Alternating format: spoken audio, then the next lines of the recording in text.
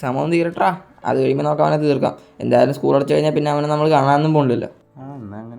എന്നാ ഓക്കെ, ഞാനെന്നാ ഇറങ്ങുക. എൻ്റെ മോനെ ആരെ തീർക്കണാരി പറയണേ?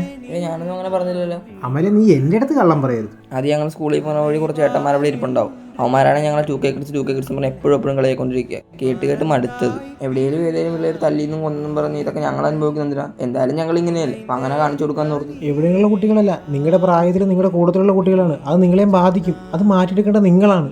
എൻ്റെ മോനിപ്പോൾ ചിന്തിച്ചത് അവരെ തീർക്കണമെന്ന് തന്നെയല്ലേ? അപ്പം എൻ്റെ മോൻ്റെ ചിന്തയിലും ഇത് തന്നെയല്ലേ? എടാ, നിന്നെ കളിയാക്കുന്നവരും കുറ്റപ്പെടുത്തുന്നവരും ഒരു പണിയിൽ വീട്ടിലിരിക്കുന്നവരാടാ.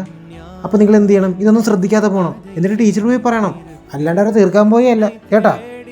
നിങ്ങളൊന്ന് ചിന്തിച്ച് നോക്ക്, നിങ്ങളിലേക്ക് ലഹരി എത്തുന്നത് എങ്ങനെയാണ്? നിങ്ങളുടെ കൂട്ടുകെട്ട് എങ്ങനെയാണ്? എടാ, ഇതൊക്കെ നിങ്ങളെ കളിയാക്കുന്ന ചേട്ടന്മാരും ഉണ്ടറാ. നിങ്ങൾ മാത്രമല്ല കുറ്റക്കാരി, അവരും ഉണ്ട്. പക്ഷെ ഒരു പ്രശ്നം അത് എങ്ങനെ തീർക്കുന്നവർക്ക് നന്നായിട്ടറിയാം. പക്ഷെ നിങ്ങളാണെങ്കിൽ എങ്ങനെയെങ്കിലും തല്ലി തീർക്കാൻ നോക്കും. അത് ഇത്ര വലിയ പ്രശ്നത്തിലേക്ക് കാരണമാകും. നിങ്ങൾ നിങ്ങളുടെ പ്രായത്തിലുള്ള കൂട്ടുകെട്ട് നോക്ക്. നിങ്ങൾ നിങ്ങളുടെ കാര്യങ്ങൾ ചെയ്യും. അതുപോലെ പ്രശ്നം ഉണ്ടെങ്കിൽ നിങ്ങൾ ടീച്ചറിനെ പറഞ്ഞ് അത് തീർക്കാൻ നോക്ക് കേട്ടാ. ഇനി വരും തലമുറ നിങ്ങളെ കണ്ട് വേണം വളരാൻ. ഇപ്പോൾ ഉള്ള ചീത്തപ്പേരുണ്ടല്ല, അത് നിങ്ങൾ വേണം മാറ്റിയെടുക്കാൻ. ആച്ചാ വല്ല പണിക്കുമ്പോടാ ഓഹോ, നോർത്ത് ഇതിനെക്കൊണ്ട് വേറെ ശല്യമൊന്നും ഇല്ല.